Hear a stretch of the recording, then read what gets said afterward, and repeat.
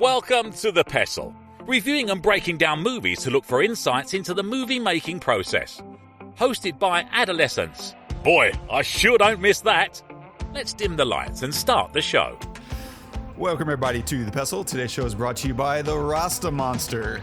The energy to make dreams happen are fueled by the Rasta Monster. Welcome everybody to The Pestle. I am Wes. And I am Todd. And we are filmmakers. We like to analyze films to see what we can learn in the process from everything from the writing and storytelling, maybe camera techniques, maybe more abstract ideas like the metaphor that a movie may be holding and using as a, like, oh, hey, this story is actually an allegory for something else entirely, or, you know, a metaphor for wrestling power from goodness and darkness, who knows, whatever. And so it's always interesting to peel back the layers, assuming there are layers. Not all movies know how to or care to create layers, which is fine. There's something for everyone in this big fat market that we live in. And so it's always fun to see what makes a movie, what makes it tick, and that's what we try to do as, you know, writers, actors. Todd's a musician, a fantastic one at that. I think you have an album coming out here soon. Is that finishing? Yes, finishing it. Yes, it's in fact, I was working on a track last night, the final track, not on the album, but the final track for the album, and I'll be finishing in December, so it'll come out probably next summer. Very exciting! Damn, next summer, like wow, that feels like you made a movie whenever you're saying that it takes that long to go through this whole post-production process and release. Well, you know, it's taken me a long time to actually get this to a place where I feel, you know, good about it. And it's weird because I'm not trying to be a perfectionist about it. I really am not. In fact, you know, when I'm working on stuff, I'll like track I'm super lazy when it comes to it. I'll track something and I'll be like, that's good enough. All right, fine, move on. Or I'll fix it later. And then I end up not fixing it later. And I listen to the demo and I think, you know what, that's pretty good. It's fine. So I'm being pretty lazy about it. But at the same time, I'm only lazy about it if it's already conveying the feeling that I want it to convey. You know, if it's not conveying that feeling, then, you know, I'll you know, do retakes and all that stuff. And also I'm doing it all here in my little studio, and there's a lot of stuff that needs to be re-recorded. That's another reason why I'm just taking my time, because I don't care what my guitar sounds like necessarily, because I'm going to re-record it. I don't care what my vocals sound like, because I'm going to re-record them. Yeah. So it's just getting the idea down and then finishing the tracking as well as I can, then finishing the tracking in December. And then, you know, releasing like the way, figuring out how I want to release it, probably like one song at a time kind of thing. And so, yeah, we'll figure it out, but I don't want to rush it because it's taken me 3 years to get here. So, jeez. And is it entirely played on the spoons? Like, no, you know, so, I mean, if we're going to talk about it, about 2 years ago, I, got a keyboard that one of my good friends gave me. He just gave it to me, and for whatever reason, I was playing with it, just figuring it out because whatever. And I noticed a MIDI port on the back, and I'd never really looked at a MIDI port before, and I thought, what the hell is that thing for? You know, because I've been an analog musician my whole life, play guitar, play piano, play drums, but like a digital instrument was like completely out of my comfort zone. I had no idea what to do. And then I thought, oh, synthesizers. Oh man, that's pretty cool. All of a sudden I just thought a synthesizer was cool. I don't know why. I hadn't done music for a long time. And then I just went down this rabbit hole. So a lot of this, and I got a bunch of synthesizers and stuff. And so I've been writing on them a lot. So the sound is way different from anything that I've done before. And so that's another reason why it's taken me so long, because I'm doing these things and I don't know if it's good.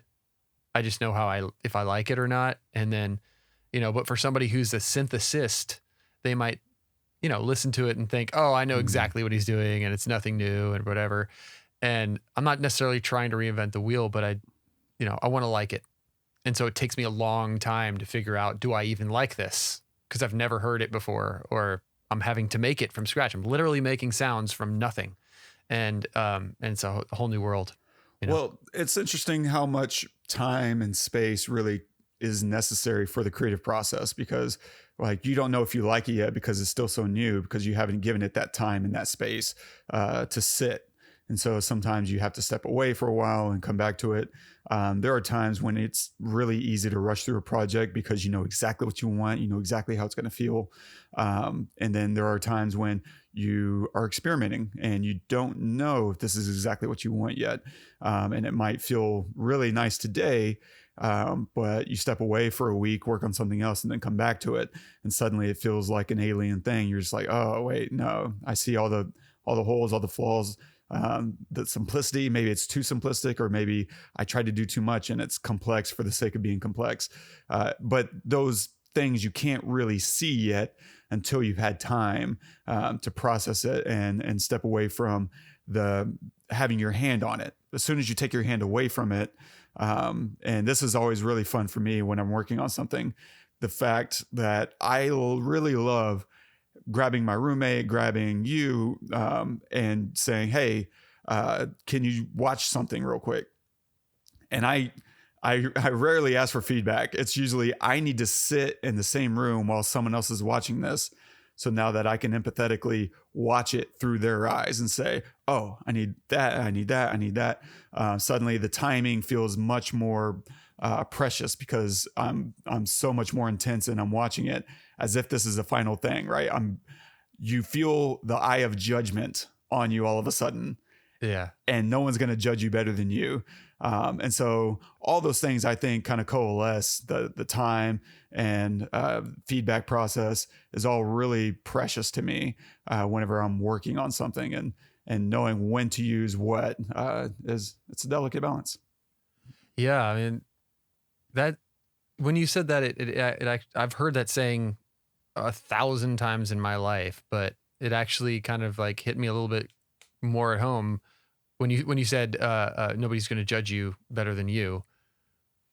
That's so true, because you know if you're lying to yourself. You know if you're like oh, this could be better, or if you think no, that's perfect. Like you know. And somebody else might have suggestions, but those are suggestions from their opinion, not necessarily, a judgment on you that you have to abide by. But if your heart and your brain are telling you this could be better, that's different. Like I could tell you, Wes, this is great, but it could be better. You could either agree or not and do something with it or not. But if your brain and your heart are telling you that, that's a completely different thing. So yeah. Anyway, good point.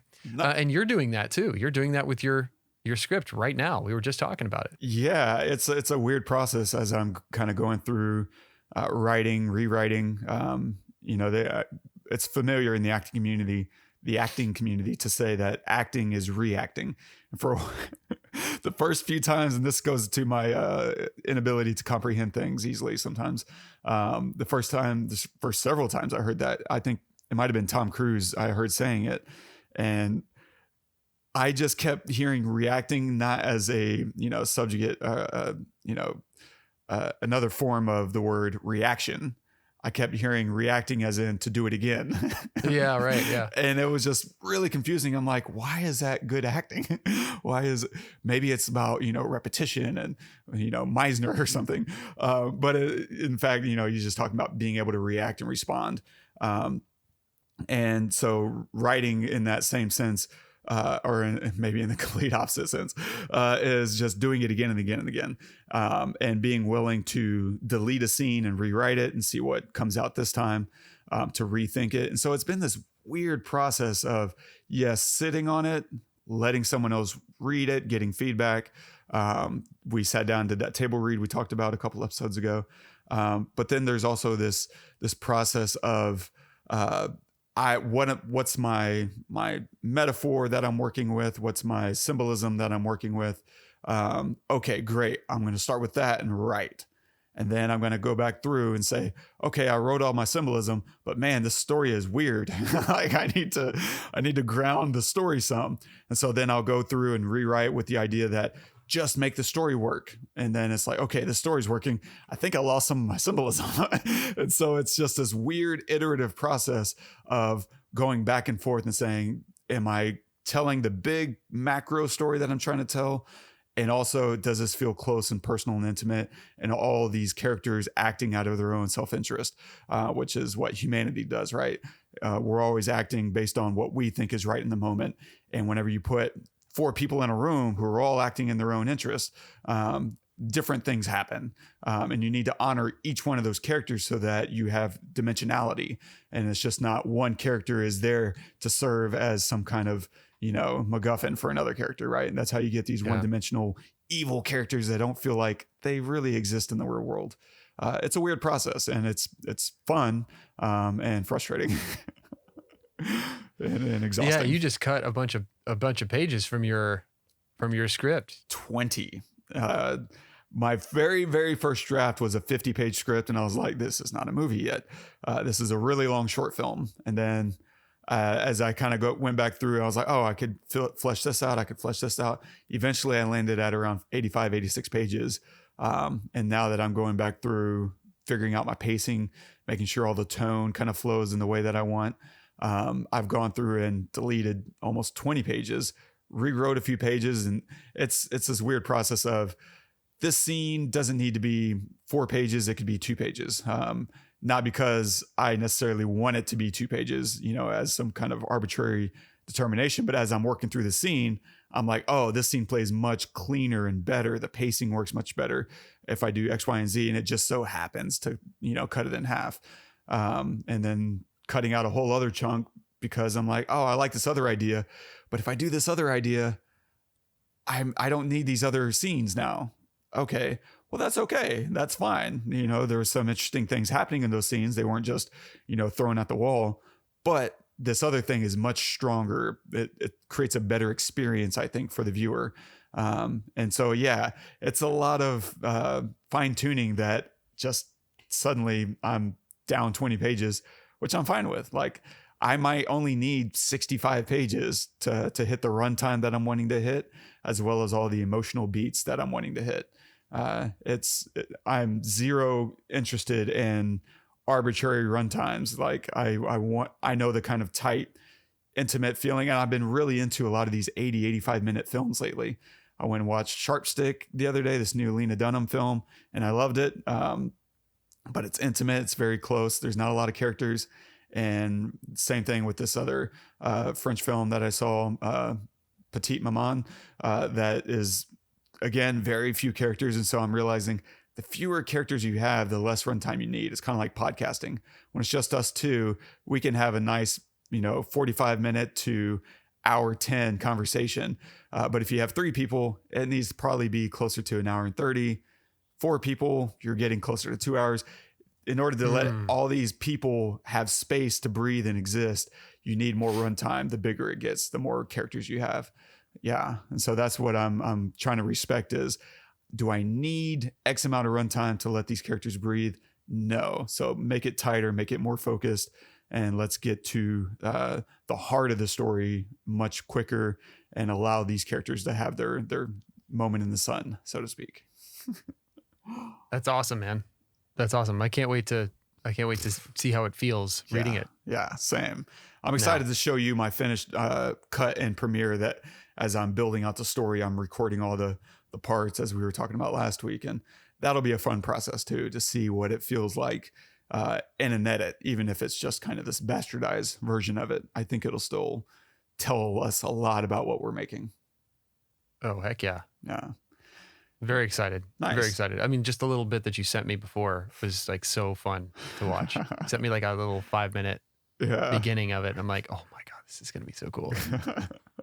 Nice. Awesome. Okay. So thank you guys so much for joining us. Today we are going to be reviewing Pan's Labyrinth, Guillermo del Toro's little film there. So if you haven't seen it, please pause the episode because we're going to spoil a lot of stuff in it. For sure. We'll talk about a bunch of things, but I think we'll focus a lot on the story and writing. I want to look at the rule of threes, setting up tension, and ask whether or not this story is a metaphor. We'll look at all of that and other such stuff and things and stuff. And is this pronounced Falangist? I don't know. I can only think of Phoebe and Friends. It's a phalange. Right? I have no idea. Falangist? Sure. Yeah. Okay. All right. And a quick synopsis of the film. In the Falangist Spain of 1944, the bookish young stepdaughter of a sadistic army officer escapes into an eerie but captivating fantasy world. Written and directed by Guillermo del Toro, cinematography by Guillermo Navarro. It's featuring Ivana Baquero as Ofelia, Maribel Verdú as Mercedes, Ariadna Gil as Carmen, the mom. Ariadna? Ariadna? Oh my God. Yeah. Ariadna Gil as Carmen, the mom. Sergi López as Captain Vidal. Doug Jones as Fauno. Alex Angulo as the doctor. And Cesar Vea as Serrano.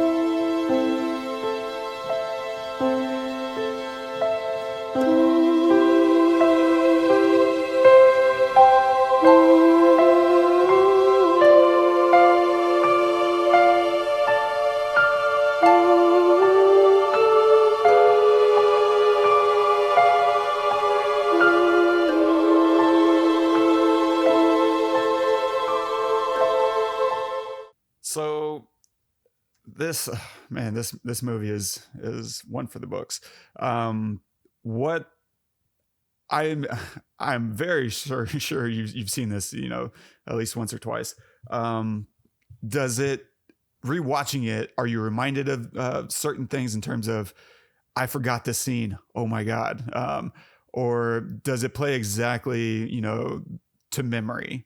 What's the experience of remembering it versus watching it? Yeah, it's a great way to put it, because at first I didn't know what I remembered of it. I knew I remembered feelings of it, and it's kind of like, your earliest memories. You don't remember everything, but you remember like a split second or a split instant, and that's kind of like, obviously the monster, or, like the eye guy and, the pale fawn. Man. Yeah. I remembered those, but a lot of the stuff around that I didn't remember. And, it's particularly the just constant, feeling of dread. Like they did such a good job of making me hate this guy, the officer. Was it Captain? The captain. Yeah, Captain Vidal.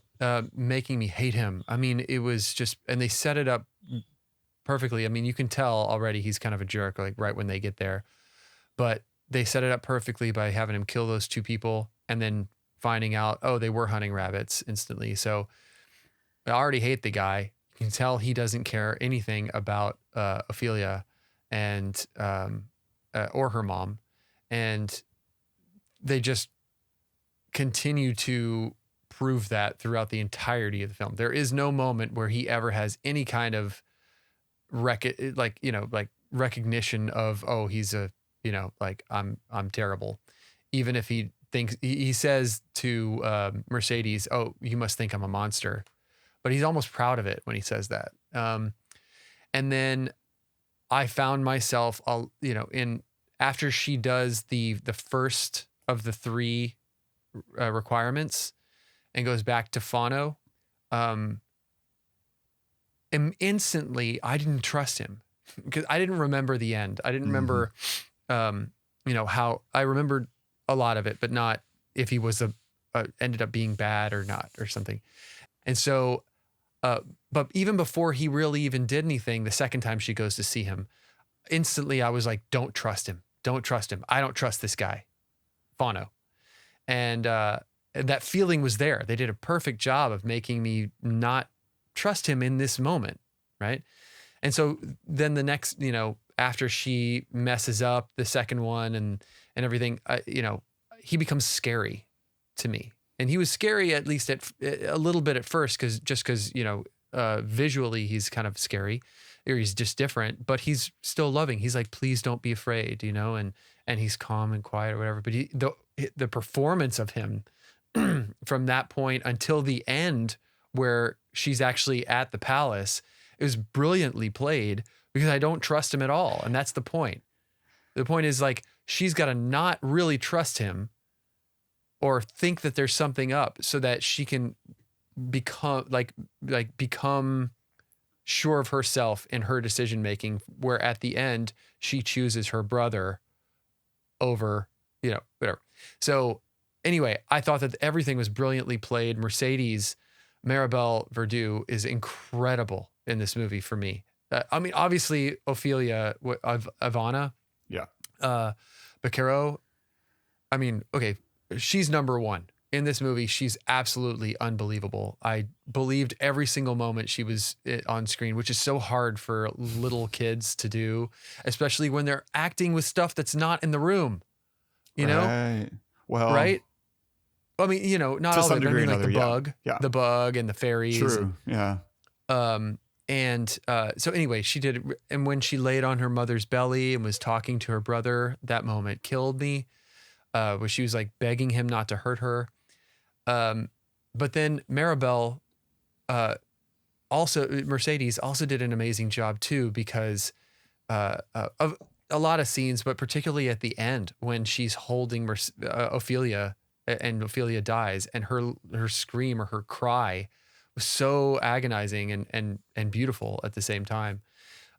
Anyway, I just thought everybody was fantastic in it. I liked the writing. I liked that it was. I don't always like films. How do I say this? I don't always like films that just have a random story and add random elements to them that have nothing to do with anything that I have in my head already. If that makes sense. Like, I don't know if this is about folklore, I don't know anything about it. Right. So in my brain, he's making this story up completely out of his own brain. And so a lot of times when that happens, I feel like, oh, you're just interjecting random things to have it be more of an interesting story. And it gets annoying to me. I hope I'm conveying this in a way that makes sense. In this case, I don't know if it's about folklore or not, but whether it is or not, I like it. Like, I actually like the random things that he interjects, the draw the door with the chalk kind of thing, the bug that turns into fairies, the guy that's just sitting at the table, of food and not moving,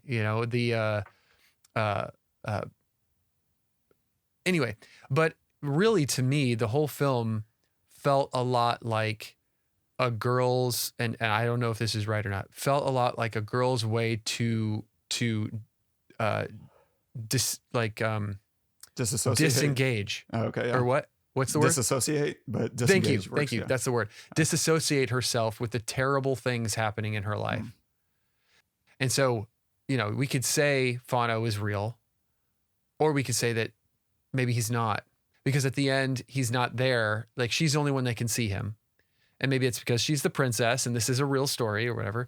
Or maybe it's in her head and she's like, honestly, and she's making it up to disassociate herself from all the terrible things that are happening. And that completely makes sense, especially for a child to do. It would be wonderful if adults could do that too, but in terrible situations, but they can't always do that.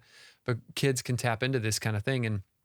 And so, it's totally logical to be able to look at this and say that was her way of surviving, giving herself these tasks to accomplish throughout all this terrible things that are going on, gives her a reason to keep going. So she's able to then control if her mom feels, like gets like heals or like gets better from her sickness by putting this random thing under the bed. Right. And when the captain pulls that thing out from under the bed and holds it up, it's not wiggling.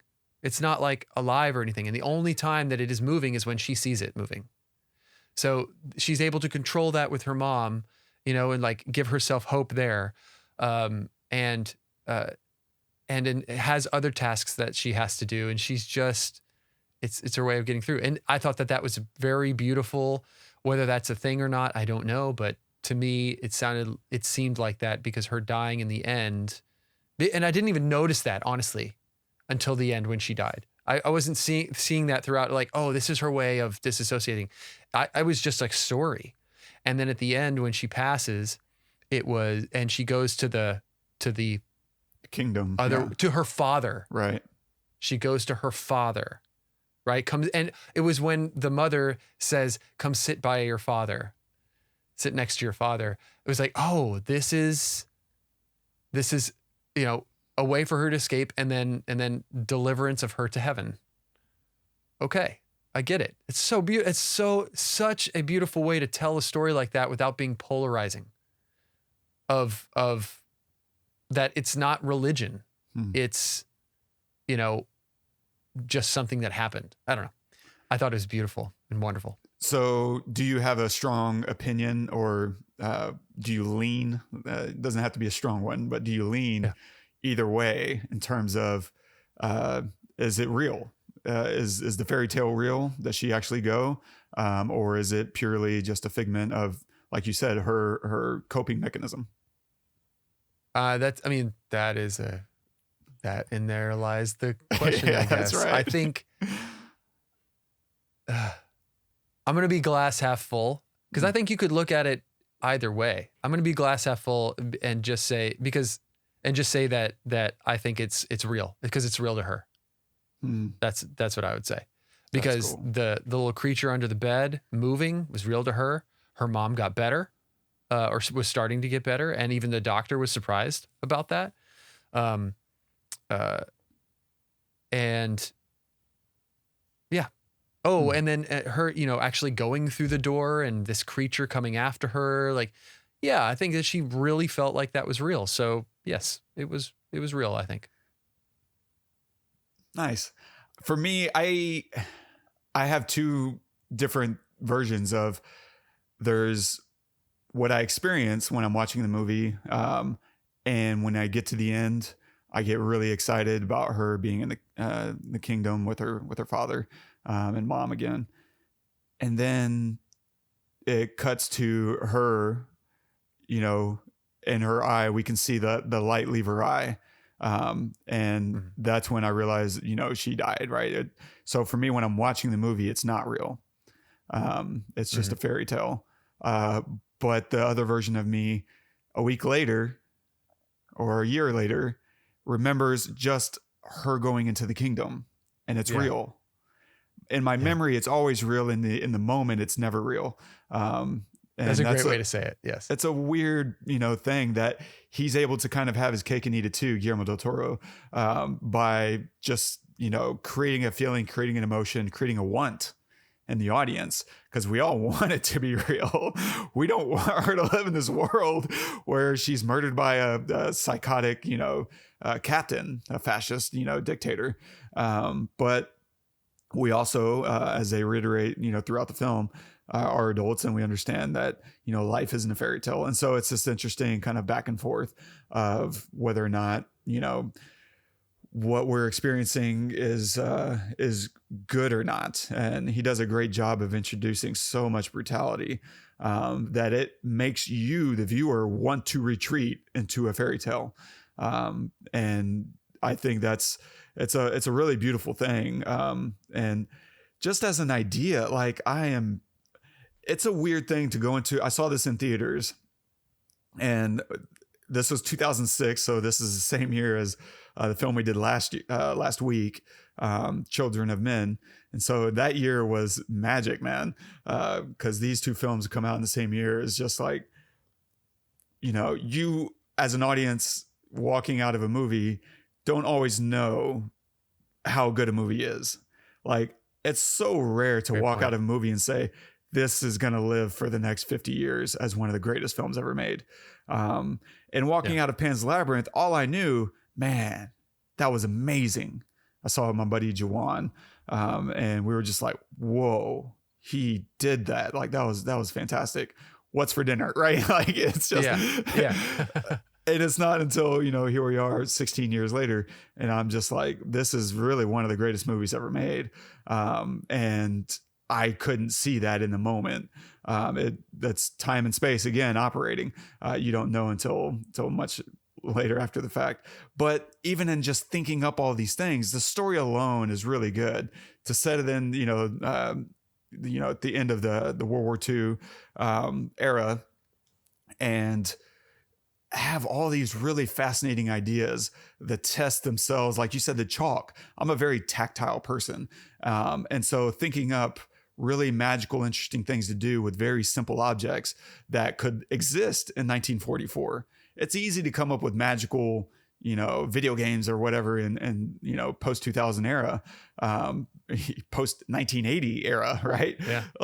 But to come up with really interesting, visually smart ideas that you can pull off, in World War II, that's more tricky. Hey, do something with fantasy and make it in an era where you have very little objects to play with.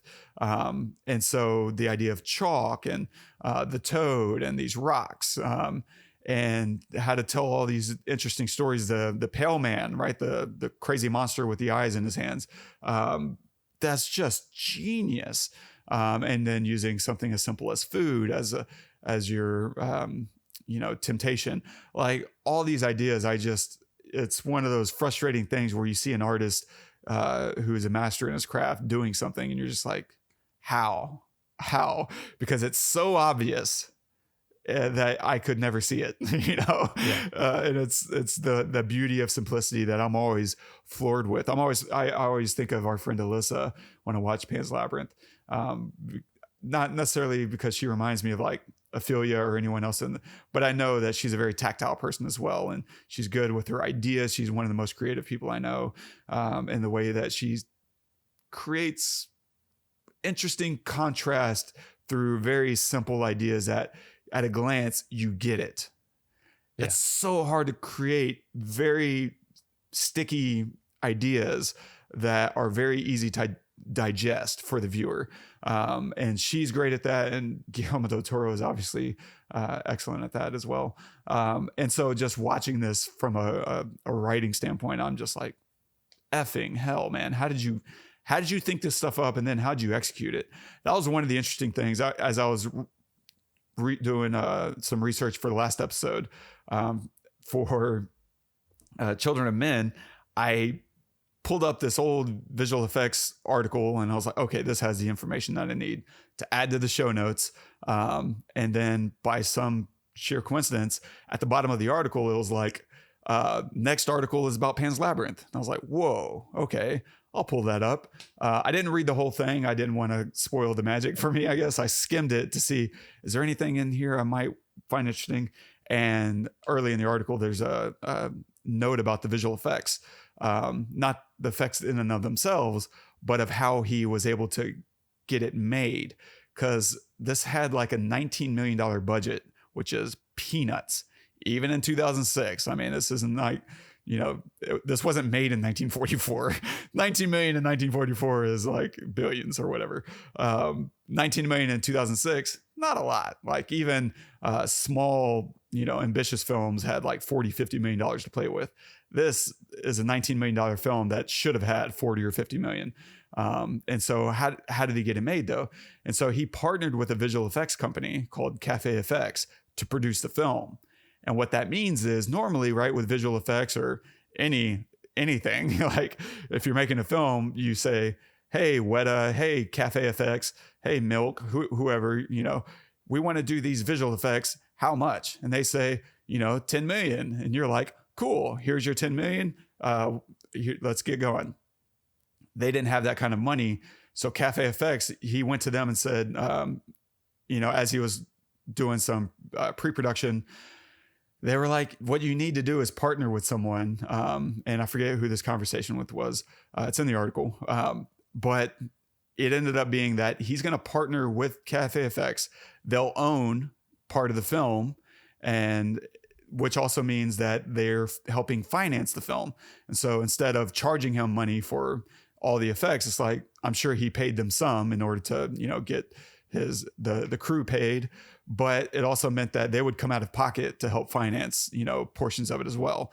So it became a partnership. And I think that's why this looks as incredible as it does. Because certain things happened on set. Hey, we have these practical animatronic, fairies or something, and they're not working. We'll figure it out in post. Like, let's do some placeholder stuff, get some plates, and we'll do some visual effects in post and make it work. And so I'm just blown away. And I feel like when that happens, that's almost always been the best visual effects. When you look at this, obviously this is it holds up today. Like there's not a lot in this film on the visual effects front that I'm like, oh, that doesn't work. It works as well as anything anyone's putting out today.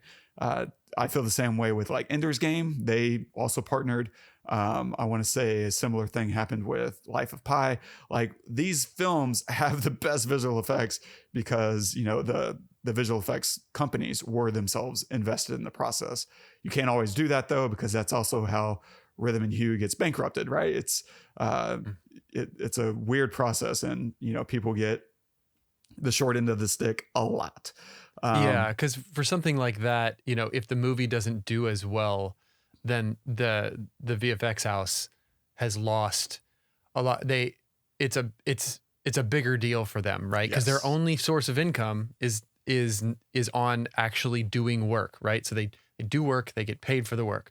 If I'm going to do the work and not get paid for it, I'm going to get money from ticket sales or whatever, from streams, and that doesn't come in, then you're just kind of SOL on all the work that you've done. And when we talk about the VFX for films, it is months, years of work for dozens or hundreds of people, depending on the film. So yeah, I totally get that. Why? Because I was sitting there thinking, why doesn't this happen more often? Like this, it's brilliant. Well, they don't make Pan's Labyrinth every year. That's right. That's right. Yeah. Yeah. And so I was just really impressed with the quality as well as the process. That's really fascinating. Yeah. In terms of other like cinematography, I guess, a lot full screen, right? Or kind of HD. I think it's 16:9, if not pretty close to it. And maybe like a 1:8.5 aspect ratio, but a lot of mediums, a lot of close-ups. And I find that interesting because to some degree, this might feel a natural fit for widescreen, right? It's fantasy, it's a heightened sense of reality. And so widescreen kind of makes sense. But going with something with a taller format, I think allows for you to do a close-up with widescreen. You kind of have to move the camera further back. And so I know Guillermo wanted to spend a lot of time in people's emotions, but he also wanted you to feel immersed in the environment. And so I'm guessing this taller format allowed for both of those things to be true, that we could put the camera closer to our actors without, trimming out the actual set. And you still get a sense of immersion in the era, the textures. It's fairly deep depth of field, and so you can see the locations pretty well, which is important. And you're able to do all of that while also still being very close to your actors to see what they're experiencing, how they're feeling, and just living inside their headspace. And so, yeah, I thought the aspect ratio was a really interesting use of that. And when you're doing a period piece that's beautiful like this, I think it's important to be able to see as much as possible. So I think it kind of gave him the best of both worlds. Yeah. Awesome. A lot. This is a very blue film, and very moody, very unsafe. There's certainly a lot of day for night, that helps let you see the environment, that they're kind of in this forest and it's wet and rainy. But there's also, even daytime is very dark. The daytime often feels like nighttime. And so in some sense, you feel lost throughout the film about when we are. There's only a handful of shots in the daytime where it's very obviously daytime. But there's other scenes, like there's that battle up the hill has to be in daytime. There's no lights, there's no flashlights or anything, but it's still very dark and it feels like you're in the forest. And I think that's all a part of the ambience of what we're doing in this film, right? It's moody, it's unsafe, and it's hard to see. And I think making things a little harder to see also makes it kind of coalesces a bit with the story of, it's hard to see what's true and what's false. I think it plays into a lot of the emotional elements by staging it visually that way. That's awesome. Did you feel that too, in terms of did it ever occur to you whether or not you're in daytime or nighttime, or did you just kind of so immersed in the story you weren't really thinking about those things? I wasn't really thinking about it, honestly. It just either was day or it wasn't. I mean, I did notice the blue a lot. But it wasn't like, it felt very pointed. It felt like this is it wasn't something that jumped out at me. Because I think we do this podcast and we talk about that kind of stuff is why I would notice it, not, right. Not because it was something that jumped out. It was very much more obvious in that scene, specifically on the hillside that it was day. But also they're inside a lot too, so I just don't really think about it. It's weird in a film like this. You just kind of have a feeling, you're not, thinking it's day or night. You just kind of have a feeling of day or a feeling of night. I never felt like it was daytime when we were in his chambers, the captain's chambers. It might've been. I never felt like it was daytime. There are no windows. There's no light coming in, no like natural light. It's all, whatever, unnaturally lit. So places like that. And then like, in when she saw Fauno, that felt like night. And I'm pretty sure it was, but, usually it felt like dusk unless it felt like day. Yeah. For me, so yeah.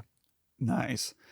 Going into some of the story and writing, I loved how it opens. I mean, it opens on the text that kind of sets you, and it's one of those things you're not necessarily going to remember that, but you don't memorize the text and like, okay, this is, instead it kind of makes an imprint so that when you run into some of these story elements later, it feels familiar and it kind of reinforces it and you kind of get it. It's quick and it's clever. Obviously setting us in 1944 Spain, you're not going to forget that because it's so quickly reinforced visually. But the other stuff about, this is in an era where they're trying to smush out the resistance or whatever.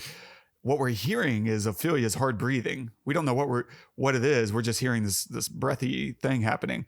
And then we cut to her bleeding on the ground, looking into the camera, and then we enter her eyes and into this voiceover with the fairy tale, and which is of course very much where we end the film. But by the time we get to the end of the film, we completely forget about that opening sequence. And so the punch in the gut is still fresh whenever they hit you. Yeah. And of course it finishes that whole opening sequence with her looking into the fairy tale book, looking at the silhouette of fairies and this little girl. And so to your point earlier, it very much is opening up the door to whichever Lady and the Tiger kind of storytelling you choose, the ending that you want. It's both there, but we'll see if we can cement it at all later. The other thing that I find interesting is the rule of threes that they keep coming back to in the film. So normally we're used to hearing comedy comes in threes, right? And that's kind of a famous phrase. And even like Rick and Morty makes punchlines about it. And so I think what's important to understand is patterns come in twos, right? You establish a rhythm or a pattern by the first two things, and then the third thing allows you to break it. So in this film, like we have two grapes, right? She's eating two grapes at the table. There's no third. There's two medicine vials, right? We're establishing a pattern. The doctor, of course, it's what finds them out. And so we're able to establish some patterns through just setting things up. And so you break the pattern with the third thing for either in comedy, that's for comedic effect. That contrast creates a punch. And in dramas, right, it creates a dramatic contrast. It provides that contrast by creating the odd one out, right? And so let's look at some of the good examples here. And so in the Battle of the Forest, right, when they kind of kill this small band of resistant rebels, Serrano, this is after that little scene where the captain is putting his gun up to the head of whatever this guy is, and he keeps putting his hand on it, and he kind of keeps tossing it. Oh my God. That's a brutal scene. He's just playing with them. And then he shoots him. We cut to a wider shot of Serrano. Serrano watches that happen. Then he starts looking at guys on the ground, and we just kind of follow his face. He starts shooting, bang, right? And then he moves on, shoots another soldier. And then he moves on. He's preparing to shoot a third guy, and then he stops. Captain, this one is still alive, right? And this is where they find the stuttering rebel, which we will come back to very quickly. But what I think he's using that for, because nothing is particularly special about this, I think it's just a good dramatic principle in order to pace the scene. Because if this guy looks down and suddenly says, hey, this guy's still alive, it works. It's not bad.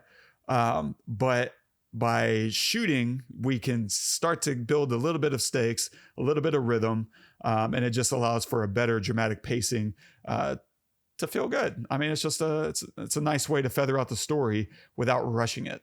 And similar, we go to the stuttering soldier, a few scenes later, and the captain says, hey, tell you what, I'll make you a deal. If you can count to 3 without stuttering, I'll let you walk free. Right. And he starts off well. 1, 2, 1, 2, and it builds hope before he gets crushed. Right. Such a shame. How many of us out there counted to 3? Yes. Like it said 3 for him. Right. Yeah. Brutal. And so the rule of 3 is, again, building a nice rhythm, building hope, and dashing us on the rocks. Same thing with the Serrano's death to a degree.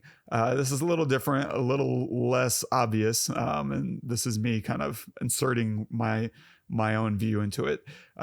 Because those other things are very bang, bang, bang. This is less so. And so I love when Serrano gets shot, right? This is the guy who his second in command, and they're chasing Mercedes into the forest, right? They've kind of discovered, oh, she's a traitor or whatever, and she's running away. They're all on their horses and chasing after her, and then she gets surrounded. Now, up to this point, we've watched the stuttering rebel die. We just watched the doctor die, and now they're going to kill her. And so we've kind of established a rhythm of lose, and we're expecting another loss. And if you include the mother in that, that works as well. Though I don't think that fits into the whole idea of rebels. Like we've seen 2 rebels die in a row. We're expecting a third one to also get capped off. And then Serrano gets blasted. Bang, bang, bang, bang, bang. They light him up right as he's about to kill her. And it's so good because there's no pause. There's not like bang, dramatic look down. Oh, you got me, partner. It's just, instead, it's a relentless gunfire. And it's so nice because we've earned a good victory by now. There's no need to draw it out. Give us a little satisfaction. Give us this one moment. And so it's just bang, bang, bang, bang, bang.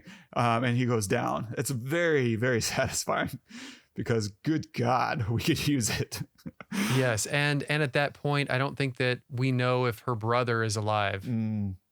Either. because of the battle that just happened and everybody died except for the one person who she hoped was her brother that wasn't her brother.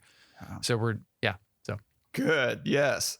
And then still on the rule of threes here, the tests. The tests are interesting in terms of rule of three pattern making, because the first two tests were about obedience, obeying, doing what we're telling you to do, right? The third test was about disobeying and doing the right thing, even when it comes from your authority. And so the first two tests, like go under the tree, right? Kill the frog.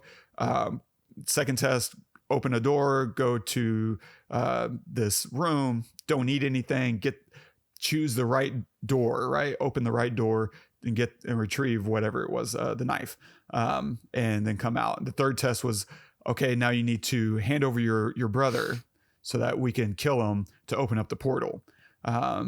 Well, she clearly needs to disobey. And so they've established a pattern. And what's really good about this one is we don't know whether or not, we just assume she screwed, that was really the wrong result. And it's a very satisfying moment because of how well they establish, like you said, this guy is a trustworthy guy, but now he's kind of sketchy, the fawn. And the fact that she needs to do what he says in order to get the result that she wants. And now she's turning it away. And we know that she's doing the right thing, but we don't know that it's the right thing to him, to the fawn, to the father. And so it's a really fun test. And I love that, it becomes the right result, which they establish. And I love, it's kind of buried and it's really smart, but it's very clearly there because they established that as a principle with the doctor when he killed the stuttering rebel. Right. The captain says he disobeyed the captain's orders about keep him alive, make sure he stays. And the captain's like, why didn't you obey me? And the doctor says, to obey just like that for the sake of obeying without questioning. That's something only people like you can do, Captain. And it's there like 15, 20 minutes before she takes that test. And so there's clearly a principle that they've established that you are just never going to recognize. I mean, even on repeat viewings, you don't recognize it. You really have to think it out. I've seen this movie, I don't know, close to 10 times probably. And that's never occurred to me until this final watch when I was literally writing down everything. And it's just such a beautiful idea, philosophy that they're establishing into this world, that Ofelia is just, it's innate. And that's kind of the nice thing about kids. They can be little shits, but they can also be very principled, and they believe you whenever you tell them right is right and wrong is wrong. And it's not until, you prove to them that you're lying that they start changing those opinions in their lives.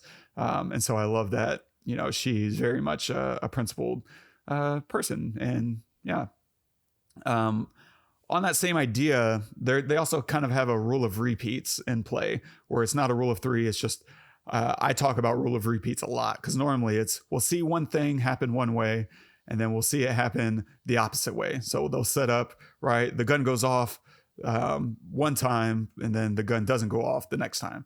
And so that's kind of normally the way a lot of films work. They don't usually take advantage of the rule of threes very often, in my opinion. But they do a rule of repeats here with the torture speech. Whenever he has the stuttering rebel, and he's about to torture him, he gives this big long speech about these are the tools of the trade, things we learned on the job along the way, blah, blah, blah. And then he goes to work on this guy. The second time he's doing it, he has Mercedes. He's tied her up. He's turned his back to her because he's got all the confidence in the world. Literally the thing that she just told him, you underestimate women. He's doing right away. He's doing it again. He turns his back on her and she cuts herself free. And before he can get a sentence into his speech, like she stabs him and then she like cuts his face open. And it's just beautiful. It's a really good way to interrupt what we know to be a familiar pattern, just because of how well it was delivered the first time around. You don't need to do that 3 times, and we certainly couldn't sit through it, 3 times. Dude, that scene when she stabs him once and like really bad in the back. Then he turns around, she stabs him again. Oh, that's right. When she stabbed him the first time, I thought, keep going. I said it out loud, keep going. And then she stabs him in the front, and I didn't remember if she killed him or not. So, and then she sticks it in his mouth, and I was thinking, okay, that's it. But she doesn't end up killing him. And it was so frustrating for me. It's like, why are you going to let this guy live? You know, like, why just cut open his mouth? Like, really, it just drives me. It was that's the one thing that annoyed me the hell out of this movie was that moment. It was like, you know, the woman at home alone, you know, running from somebody that's broken into the house, and she runs upstairs. Right. Like, why that is ridiculous. Why not kill the guy right then? So I don't know. It doesn't push the narrative forward, I guess. Yeah. If she does. Yeah, I think we could certainly sit and make excuses for why she wouldn't do that. The story, the film doesn't really do a great job of explaining that. It just happens, right? I think she's just not the type who wants to murder. Totally. And that's totally fine. I get it. But it's not really spelled out or delineated, and it's still fine. Like you said, it's there to push the story forward, not to end all pain and suffering. Maybe that, you know, but then we don't have a movie. Yeah. So there's a couple of other things that they're doing. I love the way they set up the dress, right? The muddy dress sequence is really good. There's a lot of tension there. And I love the way they just kind of set up and execute that sequence, because we first introduce the dress. Look at this. It's beautiful.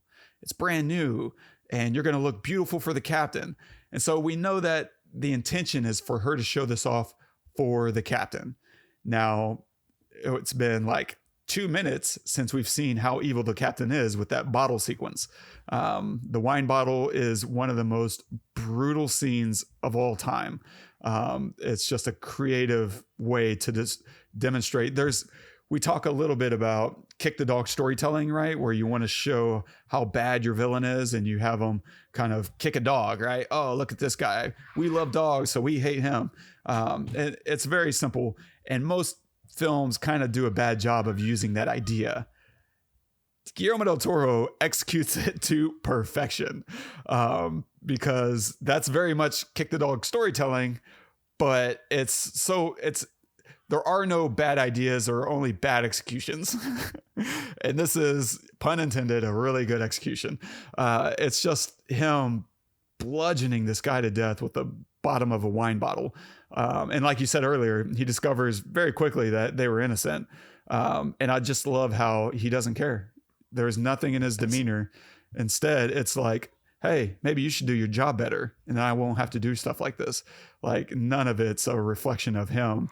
It's all just him and his place in the world and how righteous he is no matter what. That's what makes it so brutal, is finding the rabbit and then just being mad at his, or being annoyed, not even mad. Right. Just annoyed at his guy who didn't find the rabbit in the first place. And now you got to call me down here to do this to these guys. Wasting my time. Yeah, wasting my time. That's what made it so brutal. I mean, it was brutal physically, but like, we've seen brutality in a lot of other films. But this one, like, direct brutality of Quentin Tarantino stuff. But this was another level. You're right. It is. I mean, that whole sequence of just the beating itself, just that little 30-second sequence, is he hits him. The guy starts to fall. He grabs him. He's like, we're not done yet. And then he keeps going. And then of course you have a dad watching his son, treated this way. It's just absolute torture for the audience in, the most effective way possible. So we go from that. Can we move on? Yeah. I can't even talk about that anymore. And so we move into the next sequence with the dress, and like, hey, this dress is going to be, for the captain, like, and call him father and blah, blah, blah. Like, tension is now in place for when we see her hang this dress on a tree and then crawl in mud. Like, we are like, oh my God, because it's not just, are you in danger? we don't even care about the frog to a large degree. That's certainly in play, but we're far more concerned about what is the captain going to do, because she is now filthy. He doesn't like her. He's a dick to everyone that he hates. And what are we going to see whenever it comes to Ofelia? It's just, and so I love it because the tension is the point. There's no big fallout from this. The tension is the point. And the only real consequence, which is very useful, is that she misses dinner. Go to bed, no dinner for you. And that's really, really important because the next test is her walking past a feast. So the feast test, oh my gosh, is so big because, and I love how they set this one up, right? It's the fawn and he's saying, hey, don't eat anything. Absolutely nothing. Your life depends on it. That's all he does. He doesn't spell out the mechanics of how the thing works and that there's a monster down there. If you eat anything, the monster's going to kill you. He doesn't say that. Instead, they leave that for the audience to assume and to visually build in the chamber. And so it's just really, really nice because we know that she was sent to bed without dinner and we know she's hungry. And so as she's walking by, no harm, no foul. If anything, the most frustrating thing is that she only eats grapes. And I love that's how she justifies it. It was just the grapes. I didn't eat any of the nice stuff. In the moment, I'm like, grab a donut or whatever. Like, grab something chunky if you're going to go for it.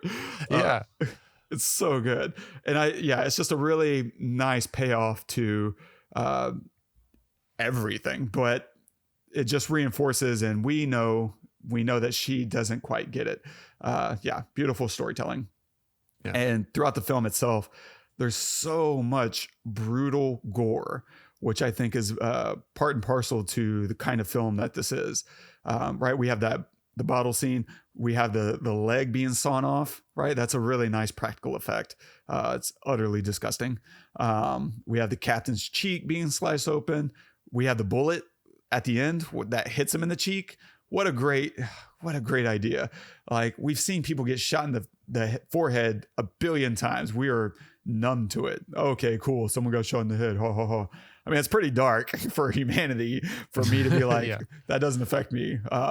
But how do you make death feel personal and consequential and visceral to an audience? Let's do something different, right? He gets shot just below the eye and then his eye rolls up, and it's just, it's perfect because only one eye, it's asynchronous. And so it feels much more visceral and personal. It's a very intimate death for someone we hate. And so on the one hand, we're celebrating, but we're also disgusted, maybe with ourselves, but certainly with what we're watching. And so even the fairy's head, in terms of brutal gore, even the fairies' heads get chewed off, right? There is no safety in the real world for anyone, anything, not even the fantasy creatures. And I love how it just removes all that sense of safety and predictability by doing so. Mm-hmm. And it costs a lot. Like, her decision cost the lives of the fairies, right? But I mean, I guess do we see them at the end though? Some other ones, yeah. Are they other ones? Are they? Good question. I don't know. I don't know. Whatever. It doesn't matter. When she walks out of the room, only one fairy comes out of the little pouch. No, right. Which the fawn is apparently not pleased with. Yes. No. And I love how that fairy immediately rats her out like, hey. This punk ate something. So good. So I think the last thing that I think we need to wrestle with is the world itself, right? This is a magical world. And what kind of metaphor is this for? It might even be an allegory. I just don't know the history of Spain well enough to know what those allegorical, ratios would be, what goes to what. And so the question I think we have to ask, though, is this a battle for the spirit of humanity's soul? Is that kind of the symbolism, the metaphor that we're playing with? So you have the fawn, right? Says they need to ensure her essence is intact, that she's not immortal. And so we're establishing she's a princess and that she's got a greater destiny and a greater history, right? She's born from the moon. That's why you have this birthmark and etc. Yet we have a whole world of contrast that's happening. from her mom, from Mercedes, right? Mercedes says, when I was a little girl, I believed in a lot of things that I don't believe in anymore. And so adults are trying to tell her magic isn't real, right? Her mom says point blank, magic does not exist, not for you or me or anyone else. And so we're on the one hand asking ourselves, the whole buildup of this film is asking that question that we talked about earlier. Is the fairy tale real, or is it just a fairy tale that we use to make ourselves feel better? And so maybe not. We've touched on that, but I think the metaphor that I would ask is whether or not perhaps this is a metaphor for Spain's soul, right? Or maybe some other kind of governmental spirit of the people, kind of question metaphor. We're set in Spain, and I think it seems very pertinent to that. But each test seems to represent kind of a spiritual test, right? Killing the frog, right, seems to be some kind of symbolic gesture, right? There's this frog that's hurting the tree from blossoming. And so you might look at that as the captain, or maybe Franco, right? I don't know jack about the history of Spain. So I did a brief Google because they mentioned Franco. This is the world that you will live in Franco's, Spain, with the bread or whatever. Every family will have bread. And so there seems to be some kind of commentary about fascism in Spain specifically, and embodied through Franco and the captain. And so maybe Franco, or embodied by the captain, it seems to be the frog that's keeping the tree from blossoming, that's killing the spirit of the tree and everything that is supposed to be taking root and growing from that. And so that's the first test. Can you kill, fascism, a dictator? Can you kill this thing that is killing your people? And then the next test is, once you've done that, now you have the keys. Can you resist temptation, right? She has to go and resist eating from the table in order to get this other thing, right? The new test is to walk by and resist eating forbidden fruit that could give way to a greater hunger to devour innocence. Because once you start, what does that open the doorway to? And so the final test, of course, is resisting sacrificing innocent blood to open the door to the kingdom for yourself, right? There's this sudden need once you get so close to your goal. I just need to bend a little. I need to just, sacrifice my principles just a little to get what I want. It'll be worth it. I promise it'll be worth it. And so she has to resist that temptation in order to pass the final test. And so I feel like that's symbolic of, you get into power, and it's nothing to suddenly have that power, and the things that you detested before become a little more palatable. I think we've seen that historically all over the place, like not just in America, but certainly here too. Even within the past 10 years, 20 years, 40 years, like century, throughout our history, right? It's always been very easy for people in power in our own country to sacrifice, others to get the means that they think is worth it. And I'm sure we could look at the rest of the world as well, probably Spain. Spain certainly had a long history in our modern world, way before America, hundreds and hundreds and certainly thousands of years. And so I feel like there's a metaphor here for the spirit of the people, spirit of humanity, that is at play with the test and the setting that we're in the first place, in occupied Spain. Yeah. And so I don't know. I think it's fascinating and really a really fun way to develop a story for sure, if nothing else. Yeah. It felt very, whether it was or not, it felt very culturally influenced, like the decision, the story decisions, not necessarily the settings, but like the way people acted, the almost dictatorship kind of feel of it.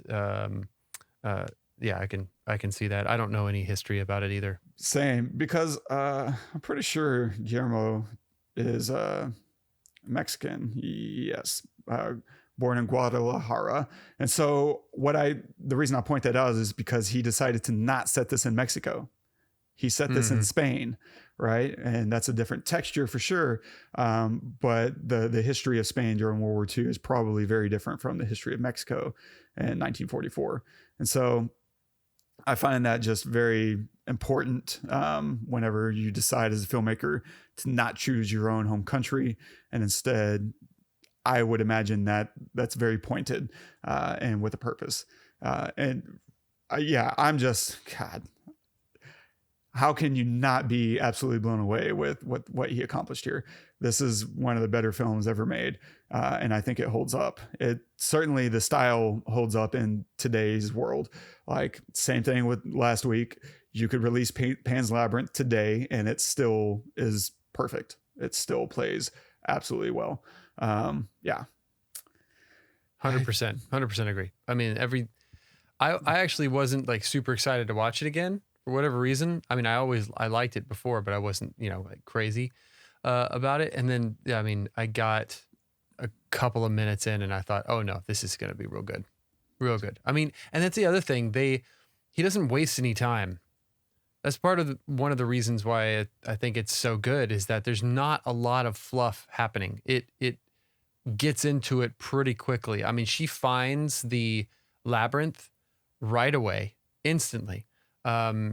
She ends up finding or meeting the fawn pretty quickly into the movie. I mean, I want to say within the first 20 minutes. I mean, I don't know, but like very quickly. And stuff just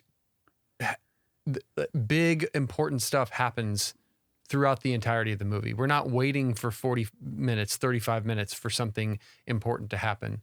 The whole movie is the story because she has 3 different things she has to do, and her mother is dying, and her mother is pregnant, and this tyrant is killing people.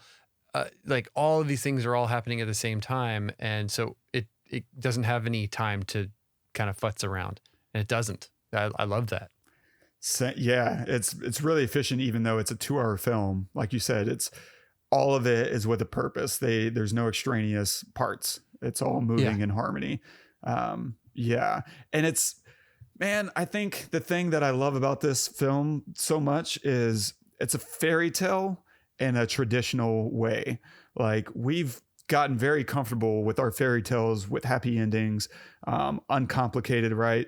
You have your quest and your victory, your moment of, potential failure, but at the end of the day, you win, and you get the kiss the frog, you get the magic cookie or whatever. Like, it all works out.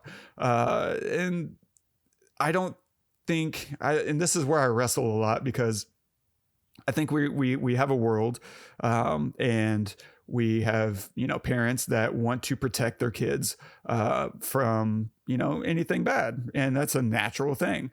We want happy kids and introduce really good positive vibes, and all those kinds of things are good goals, but also worry that we're not preparing kids through, back in the day. And granted, today's world is not as dark as it used to be, as we've said a few times recently. Like, it used to be much harder, right? Life used to be much, much harder.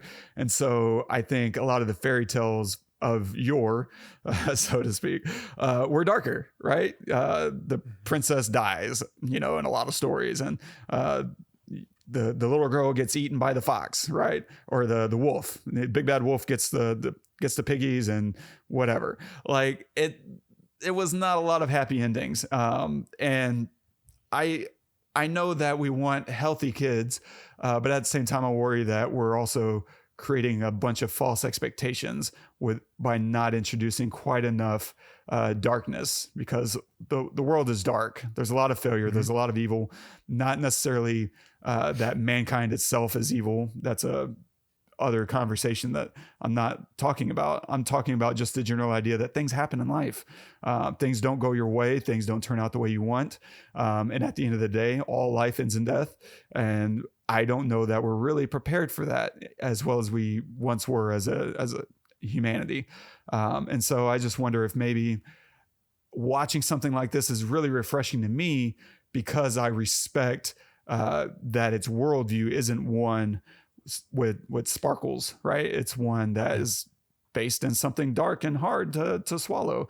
And I like that balance of, we need stories like Pan's Labyrinth. And we don't have almost any of them anymore, because it's a little girl going through the worst time, in the world, right? She's lost her dad. Probably they never really hint, but you get the impression her dad was killed by this dude.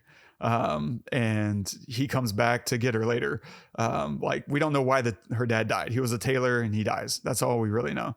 And you can't help but feel like, hey, this guy is not above a little murder. For all we know, he's been making widows all over the city and waiting to see who's going to give him a son.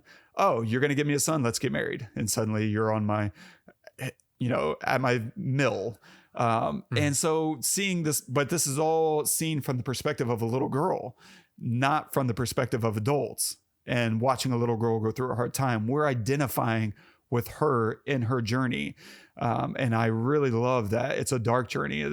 It's one that, adults don't want to go through, let alone watch how a child, like you said, how a child would cope going through this kind of world. And I think, I don't know, I think that's a somewhat healthy thing to introduce into the world. And I think that's why this story strikes such a chord.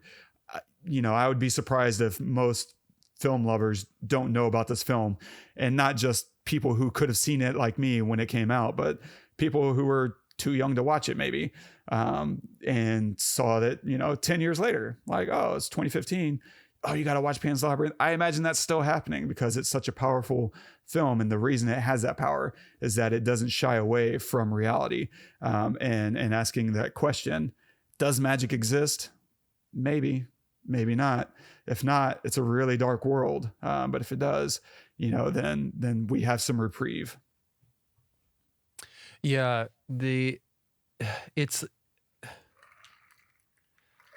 I like to compare that. I like that point because, Don Bluth films did that really well for kids.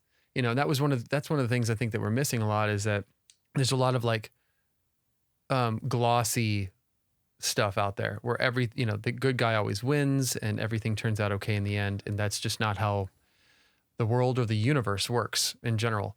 And Don Bluth films did that really well. It not only were they dark, as in like visually dark. Look at Land Before Time, that all dogs go to heaven. But the endings are also, or can be also dark. So like All Dogs Go to Heaven, he actually, whatever. So I like that. I wouldn't necessarily let my kids watch this movie. Not this one. Not let them not this one. Let them watch this. But it's I agree with you. It's good that there are unforgiving films, I guess I would say. Yeah. Unforgiving, would be a good way to put that, because no matter what, there are people dying and being killed in terrible situations. And there are little girls and little boys who are in terrible situations, and they deserve to have a story, as well, so anyway, true. Yeah, great point. Nice. Any final thoughts? I'm glad. I didn't know what you thought of this film. I didn't know that you thought it was one of the best films ever made. So I'm glad that also I feel the same. I wouldn't necessarily put it up there with one of the best films ever made, I don't think, but it's so enjoyable on so many levels as a film lover that I can put it up pretty high. I will say that for sure. And so I'm glad that you feel the same, if not stronger, obviously. Yeah, I've been saving this one for a while. I knew from the inception of our show that I was going to want to cover this. I just didn't know when. It's, again, one of those intimidating films that I'm just like, I don't know. And I still feel like there's a lot more to mine here, especially when you get into the metaphors that test themselves. The creature effects, Doug Jones is a genius. Like that's pretty sure he's just a white boy, right? He's like white boy in Spain, and him and Guillermo have, really clicked over his career. And he's gone on to do a lot of other fantastic work. I think he's a genius. and one of these undersung actors, because he does a lot of creature work. And if you just go through his library, you'll be impressed. You'll find a lot of really wonderful work. And if you just watch even projects that aren't necessarily great, but if you watch them for him, you will still have a good time. Like Doug Jones, my God, he really is. We're going to get to the end of his career and be very, very sad and suddenly realize what kind of precious talent that we had on our hands. He is really magical. What else has he done that you've seen? I mean, I would have to pull it up. Oh, okay. I didn't know if you had something. But I mean, Hellboy 2, he did some more creature work in there. And I know he did Star Trek Discovery, which was not the greatest show, but his work in there was really great. Shape of Water. Let me see what. Gotcha. Yeah, and so he's done a lot. Guillermo likes him. Yeah. Yeah. Him and Guillermo definitely go hand in hand. I wonder. I would have to really dig in, I guess, but yeah, his work, especially as the Fawn, but as the Pale Man too. He's just good. God. Oh, he was both. Yeah, I'm pretty sure. I'd be really shocked if he wasn't. That's his build for sure. God, that's such a creepy. Oh my God, that's such a creepy dude with his tiny little legs and like hanging skin. Oh my. Guillermo's creature design is the best in the business. Like he comes up with really interesting, strong characters that just stick with you, right? They just really land. And the Pale Man and the Fawn are just two of the best creature designs of all time. I mean, yeah, they're iconic. Absolutely. Now. I mean, everyone knows this. For those of you not on YouTube, everyone knows this. I'm holding my hands up to my eyes. You know, heck to the yeah. Like if you don't remember anything of this movie, you could watch it once and then like not for 20 years. You remember that. It's crazy. Oh, so brilliant. Freaking genius. Yeah. Yeah. Oh wow, he was in quarantine as an infected guy. Oh, nice. That's nice. Fun. Yeah. Anyway, so he's fantastic. Yeah. And so I could easily do another one. Like it would be fun, I think, let's dream for a second. We'll have our own fairy tale where our show, it suddenly does really well. And we can bring in like Doug Jones and Guillermo, maybe the Cafe Express team, and just hear more about how they accomplish some of these visual effects. I would love to hear about that process, creature design, all that, because just watching how Doug Jones moves as the Fawn, it's different throughout the film as he's waking up, right? He's kind of stiff and he's like limbering himself, and you can feel the joints kind of needing grease and oil, right? And then as the film progresses, he kind of loosens up and it takes on a different kind of sinister. He's thinking through his character and he's building it out in a similar way with the Pale Man, the way he moves with him, and it feels natural, right? You get to the end of that sequence and he's reaching for Ofelia, and you feel, to me, it feels right. I'm like, oh, why can't he grab her? Well, his eyes are in his hands. And so it makes grabbing things a little tricky. Yeah. And they demonstrate that right when he wakes up. He's trying to grab the fairies and it's like this pain in the ass. And if you watch him, he actually pauses with his hands open right before he grabs the fairy. And it's because his eyes need to see what he's about to grab. And so it's all thought out in his physical acting, if you're paying attention. And yeah, I really can't say enough about Doug Jones. I think he's really, really fantastic. And so, yeah, that's my dream. Is this would be one of the very rare episodes I would want to repeat in order to hear more from the actual creators themselves. I mean, yeah, if we could get one of them on here, oh my gosh, God, magic. Right. Yeah. So, what are you going to recommend this week, man? I'm going to go with another director that we absolutely love and that I kind of reference all the time, honestly, just because the way that he writes, he's also a writer. It's a Quentin Tarantino film. The way that he writes is just very, it's just very pointed, and he just does whatever he wants to do. And in a way, he just always makes it work. And I'm going to recommend Inglorious Bastards, which is probably my favorite of his films out of all of them. some of them have gore just for the sake of gore, and I'm not really like into that. Some of them have just like random story elements, which I kind of like, but as I said earlier, kind of is off-putting. But this one is just, I think he wrote it for himself. I think he was like, I'm going to do something. I'm going to fix something. And this is my way of fixing something. And so he made this film, and I just absolutely love it. And I can't watch it enough, honestly. Nice. Good. That's one of my favorite opening sequences of all time. Like, it's just incredible. Yeah. I'm going to recommend a film that ties in this week and last week's films via Maribel Verdú. And so she was in a film by Alfonso Cuarón called Y tu mamá también. And so it's absolutely fantastic little character drama. And it's got some heavyweights in there. Gael Garcia Bernal, Diego Luna, and Maribel Verdú. You talked about her earlier and how she was absolutely fantastic as a Mercedes, and she was doing a lot of heavy lifting. And she's just so good. And so Y tu mamá también is a story about these two guys who meet this attractive older woman, and they go on a road trip together. And it's somewhat graphic. It's very sexual, and also has a lot to say about life. And so it's really fantastic if you want to watch some really fantastic performances and early-ish Cuarón film. You will not be disappointed. Y tu mamá también. Nice. Stay tuned for next week. We do one more subtitle film called Old Boy. This kind of somewhat finishes our Asian cinema run. We have one more that we won't be able to get to for a few months. But for now, get ready for quite the adventure with Old Boy.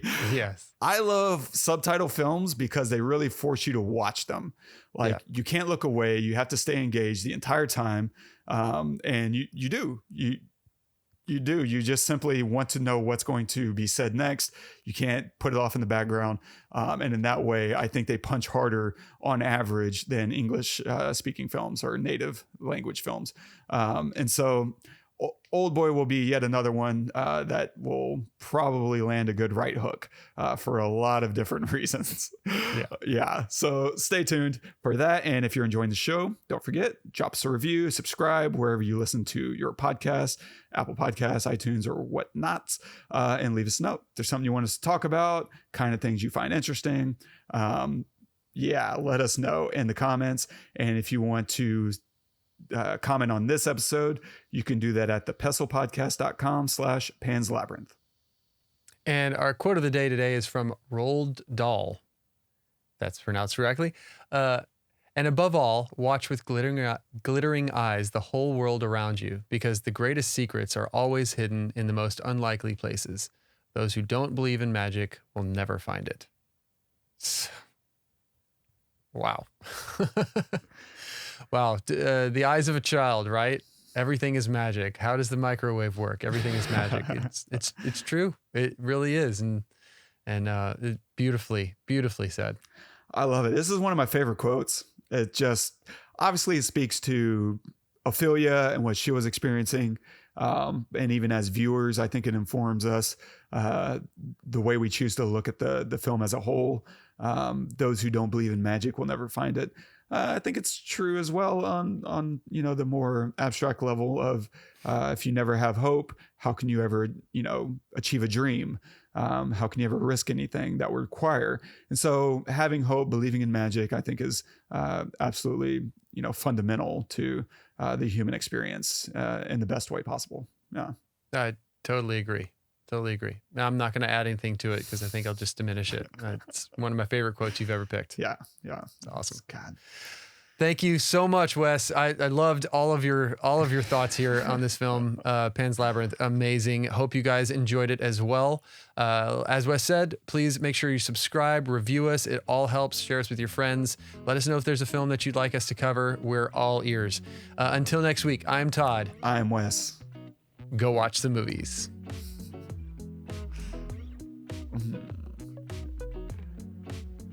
we forgot to talk about the lullaby. Yeah, oh well. But what did you think of the lullaby? What do you mean? What did I think of it? Well, I mean, it's such a beautiful song. And I think it informs, the kind of movie that this is, right? It's a fairy tale, but it's also a lullaby, right? She's getting rocked to sleep at the end of the film. And it really sets the mood because it's not, Ring Around the Rosie, that kind of buries the intent of the song in this upbeat kind of demeanor. Instead, it's a dirge, right? It feels, dark and lonely and feels like death and the hum itself.